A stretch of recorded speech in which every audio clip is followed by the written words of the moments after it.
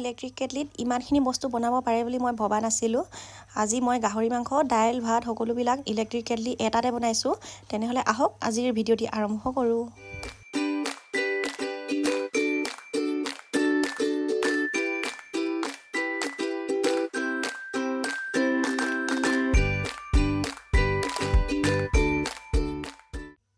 এয়া মই গাহৰি মাংস অলপমান 1-2 মিনিটৰ কাৰণে মই বইল কৰি ল'লোঁ আৰু এয়া পিঁয়াজ লগত জলকীয়া সকলোবিলাক মই কুটি লৈছোঁ।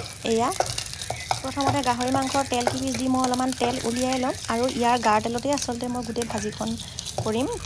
আৰু আচলতে কিছুমানে যে কয় গাহৰি মাংস বনালে সোৱাদ নহয় বুলি, জোখতকৈ বেছি বইল কৰি ৰান্ধিলে তাৰ আচলতে গোটেই সোৱাদটোৱে নাইকিয়া হৈ যায়। সেইটো কাৰণে জোখতকৈ বেছি বইল কৰিব নালাগে। আৰু তাৰ জাৰ্মছটো মৰাৰ বিভিন্ন ধৰণৰ পদ্ধতি আছে। আপোনালোকে নেমু দিও অকণমান দেৰি থৈ দিব পাৰে আৰু বেলেগ পদ্ধতিও আছে। এতিয়া মই ইয়াত তেলখিনি উলিয়াই ল'লোঁ। এয়া দেখিছেনে মোৰ কি সুন্দৰকৈ তেলখিনি ওলাই গৈছে। চিন্তা কৰিব নালাগে, এইটো ইলেক্ট্ৰিক কেটলিত মানে ফ্ৰাই সকলোবিলাক কৰিব পাৰি। আৰু এয়া মই ওপৰত পিঁয়াজ আৰু জলকীয়া কুটি থৈ দিয়া আছিলে, জলকীয়া দি দিছোঁ। এতিয়া ইয়াত মই কাটি থৈ দিয়া আলু দি লৈছোঁ, লগত অলপমান নিমখ ছটিয়াই লৈছোঁ। নিমখ মই লৈ আনিছিলোঁ লগতে, সেইটো কাৰণে নিমখো দি লৈছোঁ, হালধি অলপমান দি দিছোঁ আৰু আদা ৰচুনৰ পেষ্টটো মই কিনি আনিছিলোঁ, আদা ৰচুনৰ পেষ্টটো দি দিছোঁ। এয়া গাহৰি মাংসখিনি অলপ বেছিকৈ যেতিয়া তেল ওলাইছে, গাৰ ৰসটো ওলাইছে, তেতিয়া মই ইয়াত অলপমান ওপৰৰ পৰা পানী দি দিছোঁ। গ্ৰেভি ষ্টাইলৰ বনাম, বেছিকৈ জোলো নকৰোঁ, অলপমান সিজিবৰ কাৰণেহে দিছোঁ। এতিয়া ঢাকনখন লগাই দিম, যিহেতু ইলেক্ট্ৰিক কেটলি হয় সোনকালে সিজি যাব। এইখিনি মাংস এতিয়া হৈ গ'ল, একদম ধুনীয়াকৈ সিজি গৈছে। এয়া মোৰ গাহৰি মাংসখিনি ৰেডি হৈ গ'ল।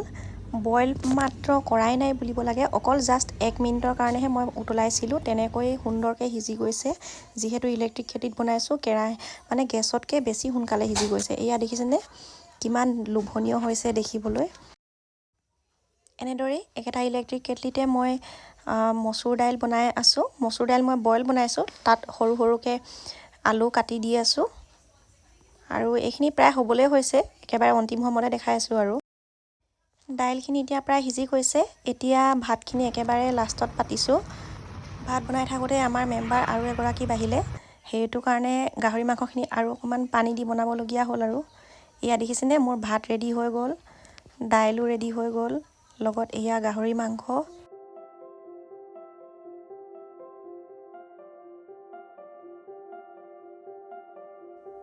যদি বাৰে বাৰে বাহিৰত গৈ থাকিবলগীয়া হয় আৰু মানে বাহিৰৰ পৰা কিনি খাবলৈও মন নাযায়, তেনেহ'লে এই কেটলিটো বহুতেই বেছি ভাল। আৰু যদি হোষ্টেলতো থকা হয়, বোলে কিবা এটা বনাই খাবলৈ মন গ'ল, আজি ফ্ৰাই খাবলৈ মন গ'ল, তেতিয়াও এই ইলেক্ট্ৰিক কেটলিটো আচলতে বহুত বেছি ভাল হয়।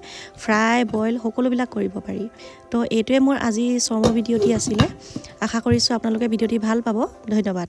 Thank you for watching. Make sure to subscribe and hit the notification bell so you don't miss any new videos.